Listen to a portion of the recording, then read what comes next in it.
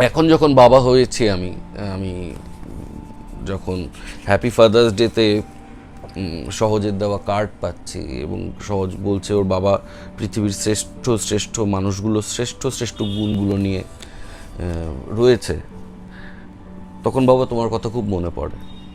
আস্তে আস্তে আমি দেখতে পাই আমার আদলটা তোমার মতন হয়ে যাচ্ছে। যেই যেই জিনিসগুলো নিয়ে বিরোধ করছিলাম অনেকগুলো নিয়ে এখন একমত হতে ইচ্ছে করে, কিন্তু সময় নেই।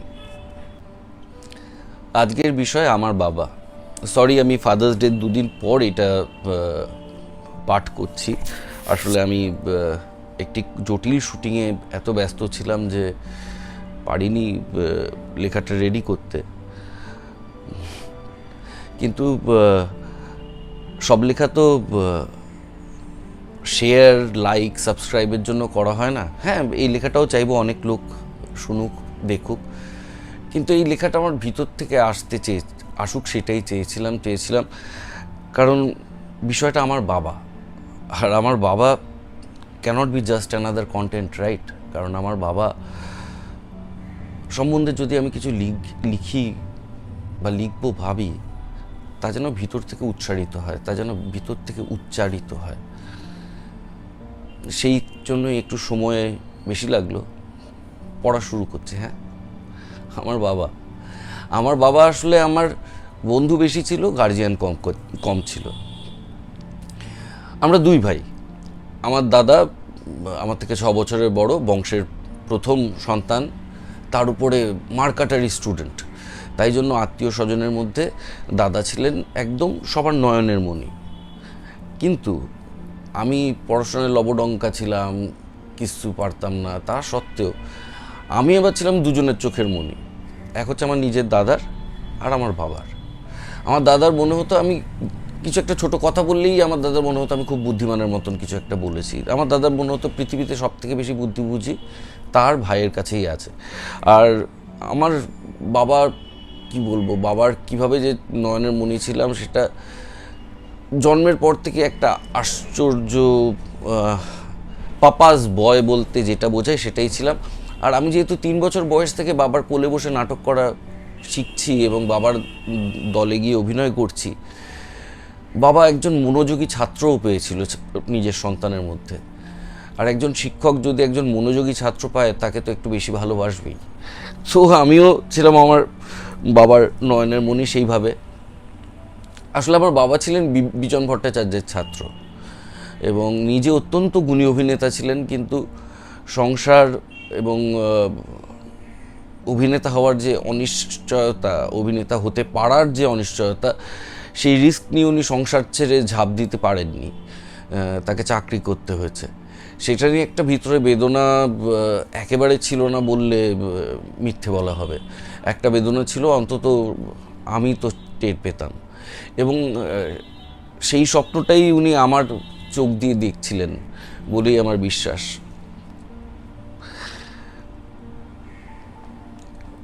আমার বাবা আসলে ছিল আমাদের বাড়িতে সবার চোখে সব থেকে ছোট বাচ্চা।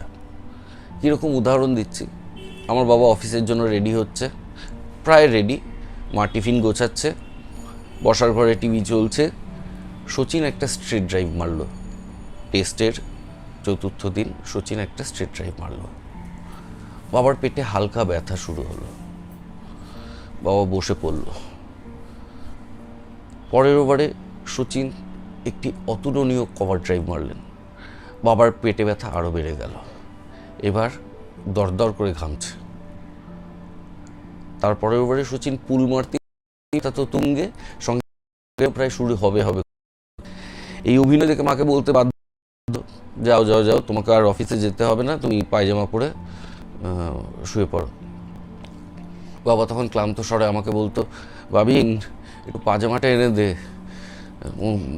শোয়ার ঘরে তো আর শুয়ে কোনো লাভ নেই, বসার ঘরে শুয়ে একটু চোখের সামনে টিভিটা চলুক, তাতে যদি পেটে ব্যথা কমে। এদিকে বাই দ্য টাইম বিকেল হয়ে গেছে, যখন 4টে বেজে গেছে, তখন বাবা আমাকে দিয়েই সিঙ্গাড়া আনিয়ে সপরিবারে খাচ্ছে, কারণ সচিন সেঞ্চুরি করেছে। ততক্ষণ কিন্তু বাবা ভুলে গেছে যে বাবা একটু আগেই বলেছিল অফিসে যাওয়ার সময় যে বাবার খুব পেটে ব্যথা। কিন্তু এই একই মানুষ ঝড়, জল, শরীর খারাপ, স্বজন হারানোর বেদনা, সচিনের ব্যাটিং, ইন্ডিয়ার ফাইনাল, সব কিছুকে উপেক্ষা করতে পারতো সন্ধে 6:30টার সময়, কারণ ওটা ছিল বাবার রিহার্সালের সময়, বাবার আরাধনার সময়। এই সময় এই লোকটার কোনো ফাঁকিবাজি আমি কখনো দেখিনি। এই লোকটা কোনো ফাঁকিবাজি ওই সময়টা করতো না।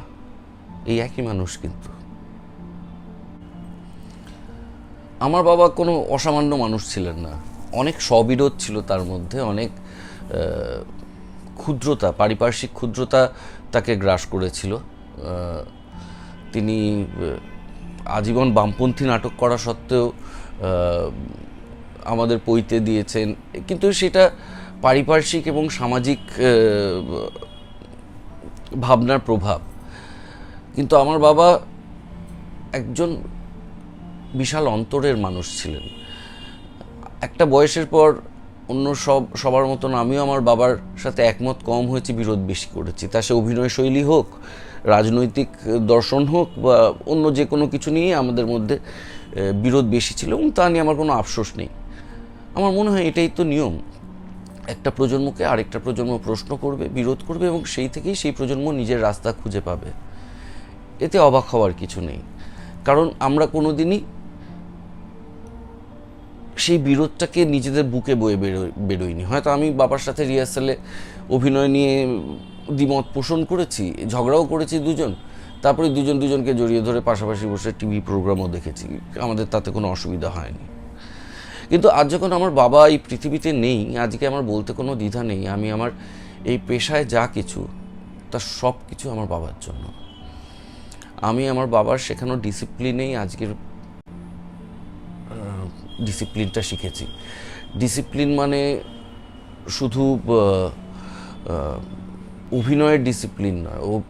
আমার বাবা বিশ্বাস করতেন নিজের ক্রাফট, নিজের শৈলীকে রোজ একটা মানুষ ঘষা মাজা করতে চাইলে করতে পারে, এবং রোজ ঘষা মাজার ফলেই তার উন্নতি হবে। আমার বাবার রোজ এই স্লগিংটা, এই খাটনিটায় বিশ্বাস করতেন, এবং সেই খাটনিটার কিছুটা ফল হলেও আমি পেয়েছি।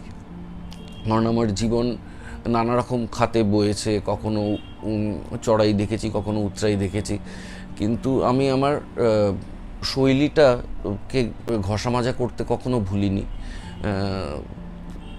তা কখনো ভালো ছবি দেখে নিজেকে উদ্বুদ্ধ করা হোক, বা নিজেকে কোনো একটা প্র্যাকটিসের মধ্যে নিয়ে গিয়ে ফেলা হোক, বা কোনো একটা ওয়ার্কশপ জয়েন করা হোক, এই সব আমার বাবার শেখানো। আমার বাবা মার সন্তান ছিলাম বলেই আমাদের এই মজার পৃথিবীটা আমি দেখেছি, যে বাড়িতে 4 জনের রান্না আছে, কিন্তু রিহার্সাল শেষ হতে হতে লেট হয়ে গেছে, কাজেই দূরে যে 2জন কাকু থাকে এবং একজন পিসি থাকে, তারা ফিরতে পারবেন না। অতএব 4 জনের রান্নাটা, ভাত হয়তো বাড়ানো হবে, কিন্তু রান্নাটা 4 জনেরই থাকবে, সেই রান্নাটাই 7 জন ভাগ করে খাবো। তার যে একটা আশ্চর্য আনন্দ আছে, সেটা তো আমি এই মার সন্তান না হলে পেতাম না, তাই না? আমার বাবা হয়তো আমাকে অর্থে ভরিয়ে রাখতে পারেনি, কিন্তু আমার যখন যে বই দরকার ছিল পড়বার জন্য, সে বইয়ের কোনো অভাব হয়নি। সেটা যেভাবেই হোক আমার বাবা জোগাড় করে দিয়েছে। আমার বাবা কোন দিক থেকে আমাকে আলাদাভাবে উদ্বুদ্ধ করেছিলেন, এবং কোন দিক থেকে আমার বড় হওয়াটাকে অন্যরকম করে দিয়েছিলেন, তার একটা ছোট্ট উদাহরণ দিই। অনেকেই জানেন, আবার অনেকেই জানেন না, আমি ছোটোবেলায় শিশু শিল্পী হিসেবেও বেশ কিছু কাজ করেছি টেলিভিশন এবং সিনেমায়। কিন্তু আমার সিনেমায় লাস্ট কাজ ছিল হচ্ছে চাকা, শিশু শিল্পী হিসেবে। ওটা আমি ক্লাস 8-এ ছিলাম, এবং বাবা রাজি হতেন না, কিন্তু উল্টো দিকে মিঠুন চক্রবর্তী শুনে যে কোনো মানুষ এবং আমিও খুবই উত্তেজিত হয়ে পড়েছিলাম, ওরকম একটা মানুষের সাথে অভিনয় করতে পারবো জেনে। এবং ক্লাস 8-এ ওই চাকা ছবিটাই কিন্তু আমার শেষ শিশু শিল্পী হিসেবে অভিনয়। কারণ আমার বাবা ডিসাইড করে দিয়েছিলেন যে যত অফারই আসুক, 8-এর পর তোমার মুখ আর অনেক দিন দেখাবে না। কারণ 8, 9, 10, 11, 12 এই 4-5 বছর একটা পুরুষের বিশেষত ট্রানজিশন আসে। সেই সময় তার গোপ ওঠে, তার গলাটা বাচ্চাদের গলা থেকে বড়দের গলায় পরিণত হয়, ফলে এবং তার ব্রণ ওঠে। এই যে বয়সটা, এই বয়সটা বাবা বলেছিলেন নিজেকে লুকিয়ে রাখতে ক্যামেরার থেকে। এই বয়সটা একজন মানুষের না দেখানোই ভালো, যদি সে আবার পুরুষ হিসেবে বা পুরুষ অভিনেতা হিসেবে নিজে আত্মপ্রকাশ করতে চায়। এবং আমি দেখেছি এটা পরবর্তীকালে was such a scientific decision from his end, এবং আমার ক্ষেত্রে তো খুব লাভ হয়েছে। তো কিন্তু বাবাকে নিয়ে বলতে গেলে যে আফসোসটার কথা না বললেই নয়, সেটা হচ্ছে কীভাবে বাবাকে নিয়ে থাকা একটা আফসোস আমাকে চিরকাল বয়ে বেড়াতে হবে। সেটা বাবার মৃত্যু। সেটা হচ্ছে তখন চিরদিনই তুমি আমার সুপারহিট এবং খুব হৈ হৈ করে চলছে। তো একটি স্কুল থেকে বলা হলো যে বাবা মানে আমাকে ওদের স্কুলে গিয়ে প্রাইজ দিতে। আমি বললাম আমি একজন সিনেমার হিরো, আমি গিয়ে প্রাইজ দিয়ে কি করব? আমাদের দলকে নিয়ে যাও, নাটক করুক, আমি লাস্টে গিয়ে কিছু একটা করছি। ওরা আমাকে অনুষ্ঠান করতে বলেছিল, কিন্তু আমার অনুষ্ঠান মানে আমি কি অনুষ্ঠান করব? তার থেকে নাটকের দল নাটক করুক, আমি গিয়ে প্রাইজ দেব। তো নাটকটা হচ্ছিল, আমি লোকাল থানাকে জিজ্ঞাসা করে পৌঁছই এবং তারপর স্কুলে ফোন করি যে নাটকটা শেষ হলে আমাকে জানাবে, আমি ঢুকবো। তারা মিথ্যে বলে যে নাটক শেষ হয়েছে। কিন্তু ঘটনাচক্রে তখন নাটকের লাস্ট সিন চলছিল এবং সেখানে অভিনয় করছিলেন শ্যামল জেঠু, বিজন ভট্টাচার্যের একজন আর্ডেন্ট স্টুডেন্ট, প্রচণ্ড সাংঘাতিক অভিনেতা, আমার দেখা স্টেজের অন্যতম শ্রেষ্ঠ অভিনেতা শ্যামল জেঠু এবং আমার বাবা। আমি গেলাম এবং দর্শক রাহুল এসেছে বলে নাটকটা পণ্ড করে দিল। এইটা দুজন